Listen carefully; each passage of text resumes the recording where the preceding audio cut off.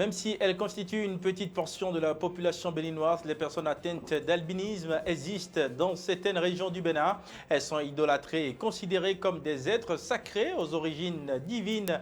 Dr Alida Kwasi Ibrahim, dermatologue vénérologue, parle donc de la vie des albinos.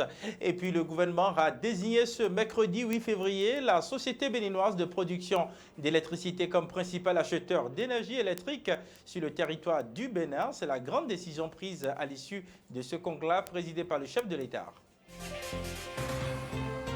Le carême dit des personnes du troisième âge n'est inscrit nulle part dans le Saint-Coran et donc n'est pas une recommandation de l'islam. C'est ce que l'on retient des imams qui ont bien voulu opiner sur la question. Pour eux, le jeûne s'observe des personnes du troisième âge courant les mois saints de l'année.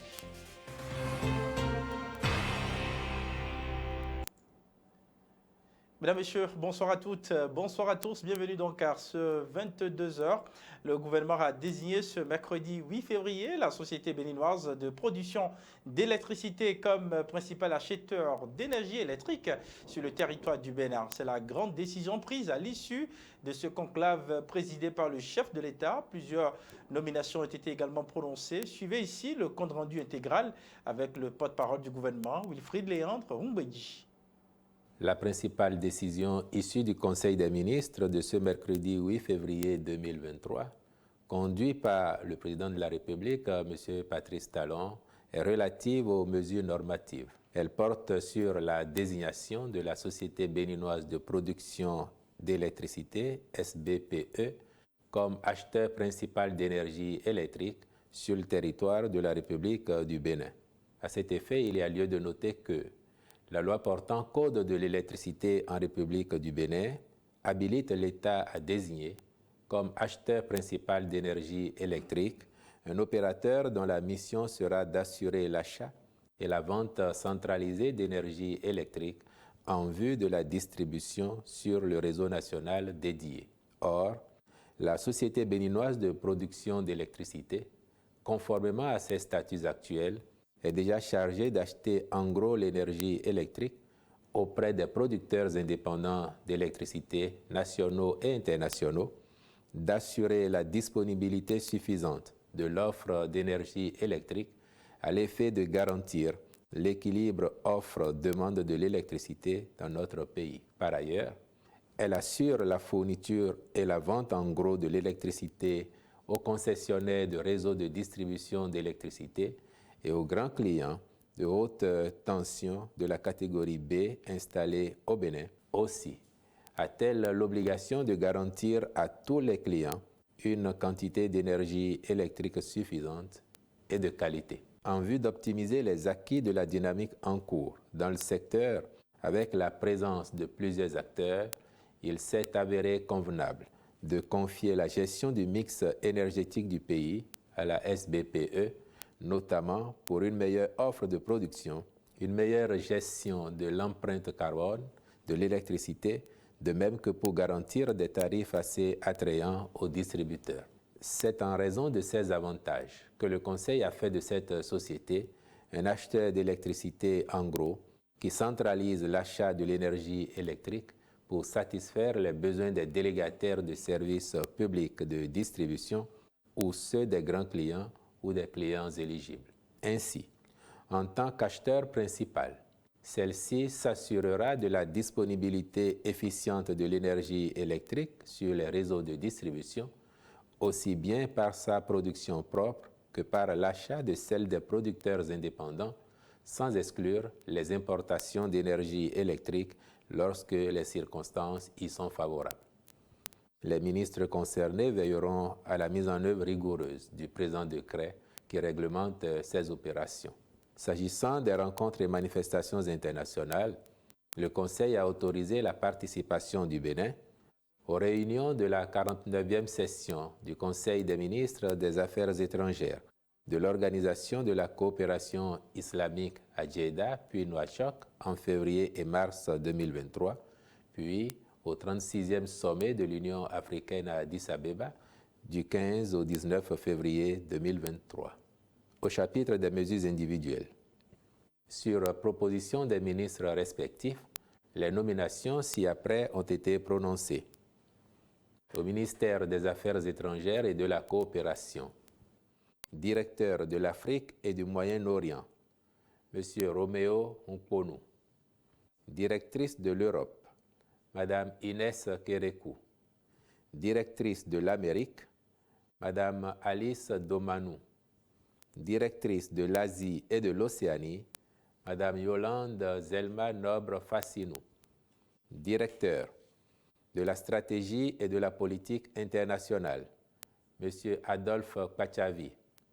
Directeur des organisations internationales et du maintien de la paix, M. Maouton Mathieu Roncarin. Directeur des relations culturelles, de la coopération décentralisée et des partenariats, M. Chit Flavien Ahove. Directeur des affaires juridiques, M. Clovis Ogoubi. Directeur des affaires consulaires et des Béninois de l'extérieur, Mme Evelyne Adoukonou.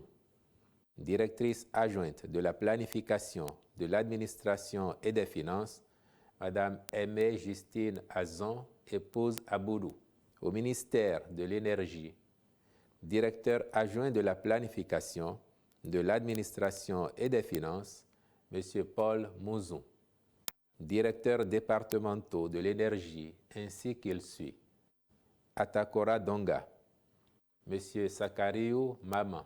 Atlantique Littoral, Mme Angèle Yabo Alapini, épouse Apoin Aï.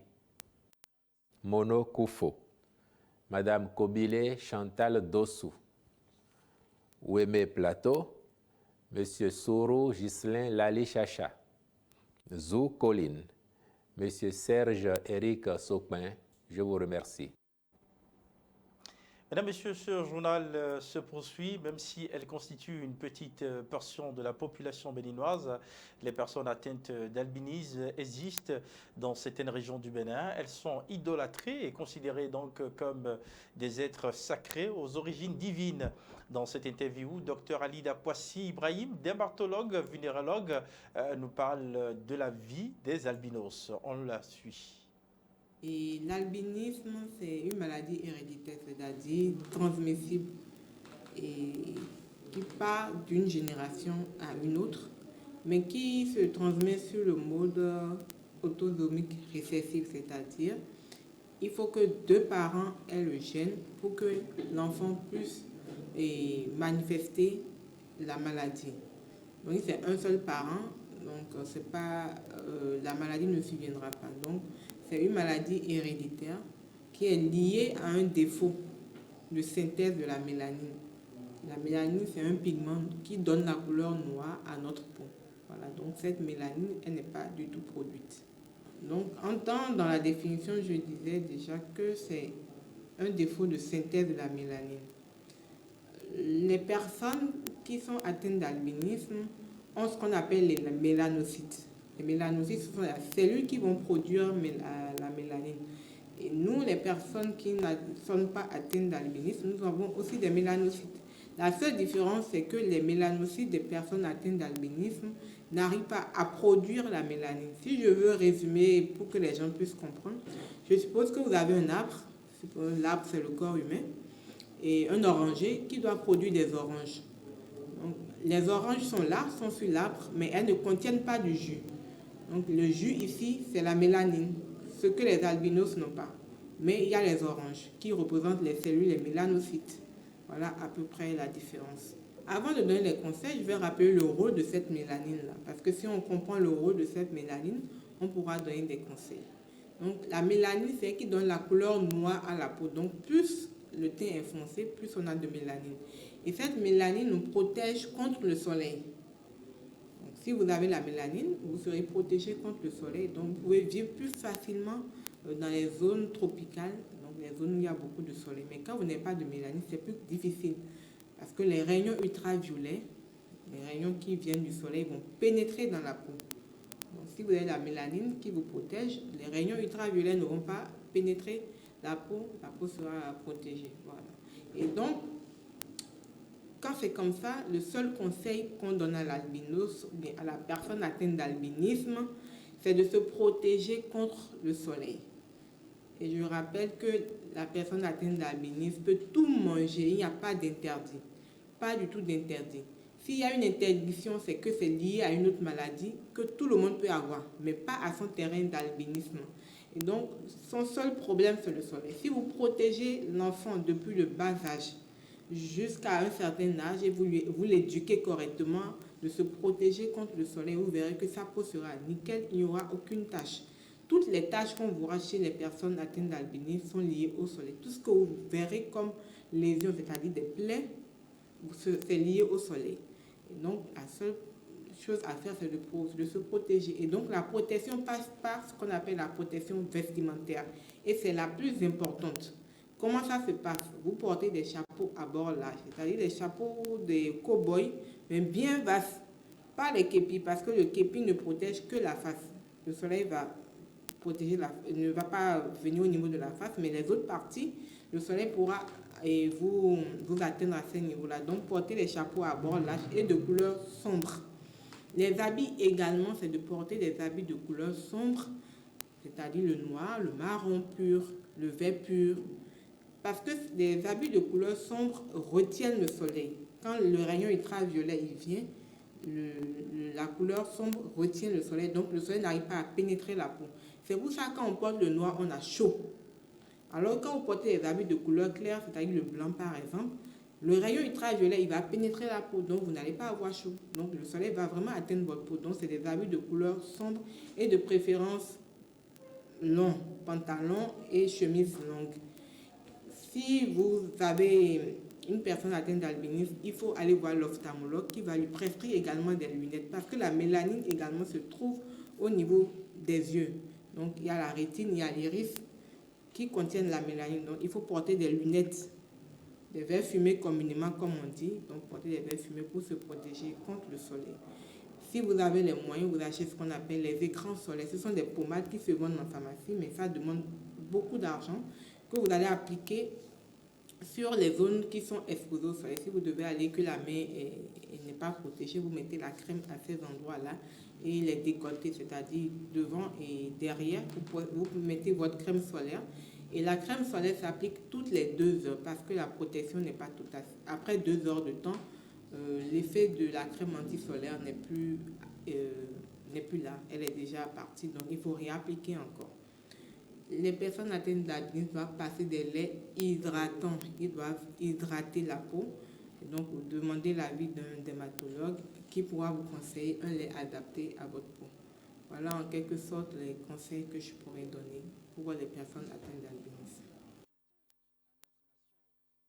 Merci, docteur. Le carême dit des personnes du 3e âge n'est inscrit nulle part dans le Saint-Coran et donc n'est pas une recommandation de l'islam. C'est ce que l'on retient des imams qui ont bien voulu opiner sur la question. Pour eux, mesdames, messieurs, le jeûne qu'observent les personnes du 3e âge courant les mois saints de l'année, en dehors du mois de Ramadan, est considéré comme traditionnel et rien d'autre. Nous vous invitons à les suivre dans ce reportage. Dans l'islam, il n'y a aucun carême qui est appelé carême des 3e âge. Il n'y a pas. Les carèmes authentiques, certifiés par Allah, par le prophète Mohammed sallam, d'après le hadith que je viens de réciter, on a le Ramadan. Et Dieu nous dit dans le Coran, Ya ayyuhalladhina amanu kutiba alaykum siyam kama kutiba ala alladhina min qablikum la'allakum tattaqun. Actuellement, nous sommes dans le mois de Rajab. Bien sûr, tout le monde dit en Yoruba Awiarubo, qui est le carême des personnes âgées. Et rien ne s'appelle Awiarubo. Il n'y a aucun carême dans l'islam qui est, comment appelle-t-on, qui est spécial pour les hommes âgés. Il n'y a pas. Le nombre des mois auprès d'Allah dans le livre sacré, dans la sunna du prophète, c'est combien? 12 mois, selon le calendrier lunaire ou le calendrier hégirien. Parmi ces 12 mois, chers frères, on a 4 mois qui sont des mois sacrés. La sunna du prophète Mohammed sallam nous a éclairci cela, cela. Il a dit thalath mutawaliyat.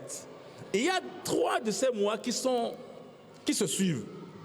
Rajab là, que nous sommes dedans, qui est un mois sacré parmi les 4. Et maintenant, vous avez Zulqada. Zulqada là, c'est au moment où les gens achètent les moutons pour préparer la fête du Tabaski. C'est un mois sacré. Et ça vient maintenant, Zulhijja, le mois de Hajj. Là, le mois de Hajj, vous savez que Hajj, quand tu t'en vas faire Hajj, c'est pour te purifier. C'est pour te purifier. Donc, ça aide. Et dedans, on interdit de tuer, de faire la guerre, de faire du mal. Il faut dire de bonnes choses dans ces mois. Donc, et le 4e mois que Dieu a pris comme des mois sacrés parmi les 12. Tous les mois sont sacrés, mais ces 4 mois-là sont plus sacrés. Spécialement, il n'a pas dans le Coran que ce mois-là est un mois pour les vieilles. Non, il a mis le mois, c'est pendant les mois sacrés. Il est interdit de faire du mal, il est interdit de tuer, il est interdit de faire des crimes, etc., etc. Donc, un bon musulman ou un bon citoyen doit se méfier de faire du mal dans ce mois de Rajab que nous sommes.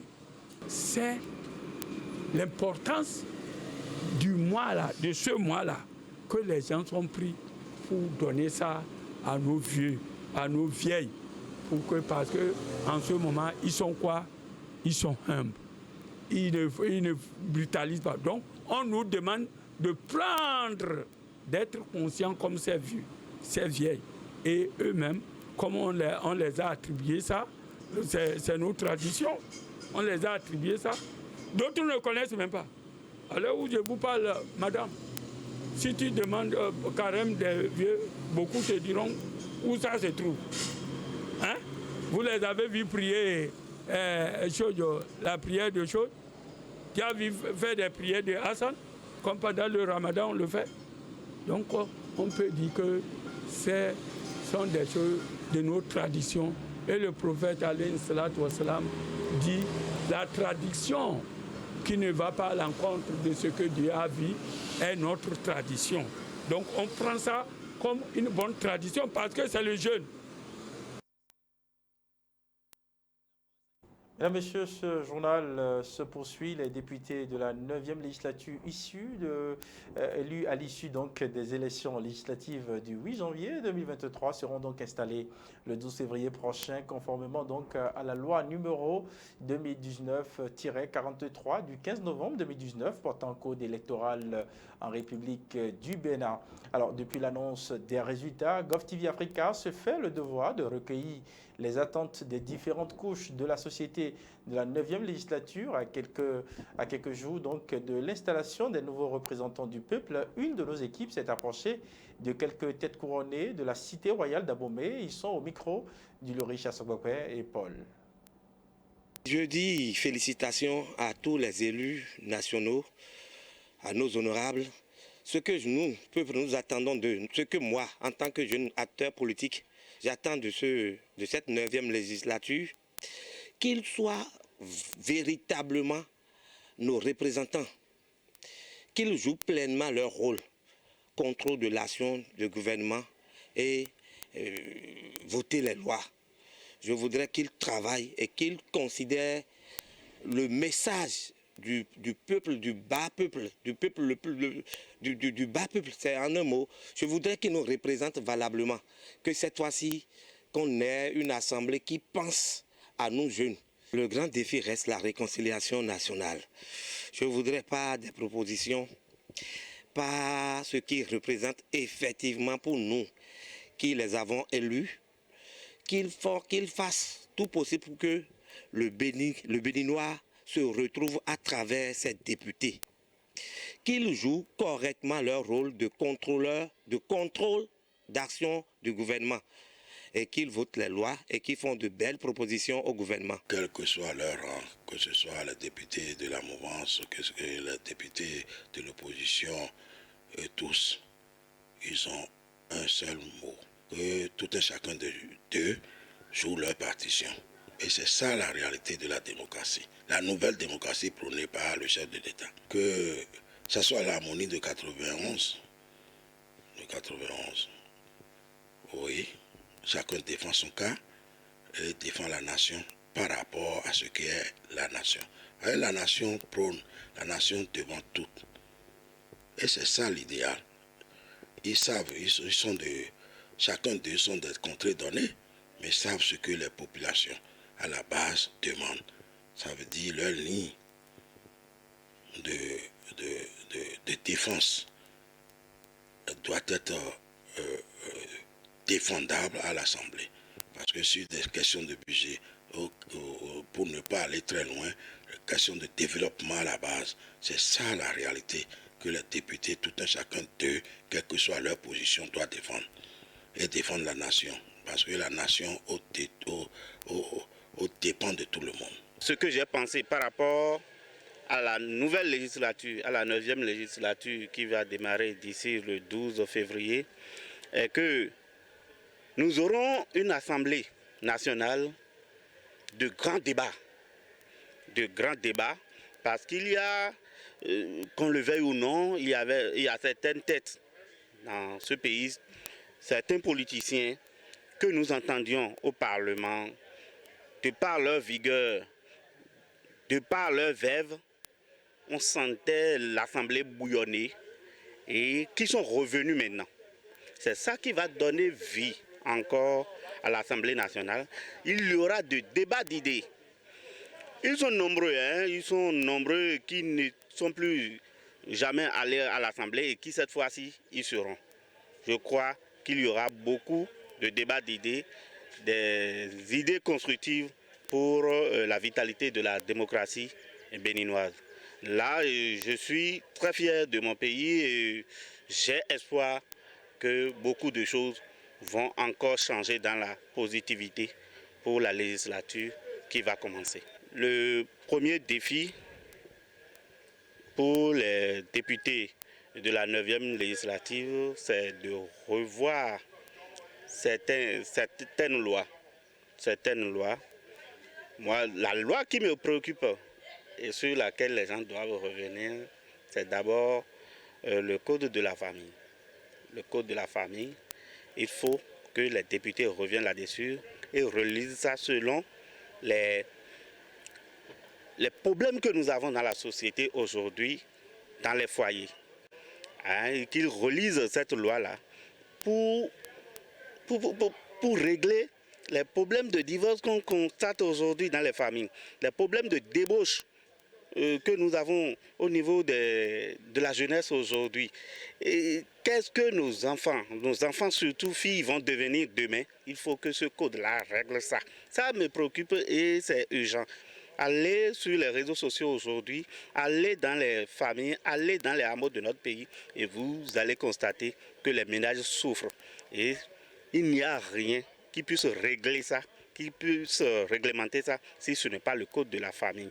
Nous voulons également que la 9e législature prenne des tests qui vont permettre à la jeunesse de s'épanouir. Les lois sur l'embauche et consorts, il faut que la 9e législature voit dans quelle mesure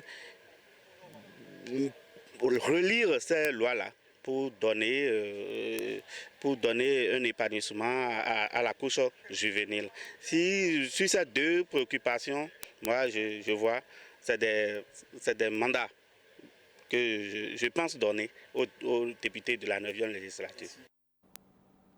Mesdames, Messieurs, la beauté est dans les yeux de celui qui regarde, fait de ta vie un rêve et d'un rêve une réalité. Le souvenir, c'est la présence invisible, a dit Nelson Mandela. Et c'est avec cette citation que nous mettons donc un thème à ce journal. Serge Vivien Cougnemont, je suis. Bonne soirée à toutes et à tous.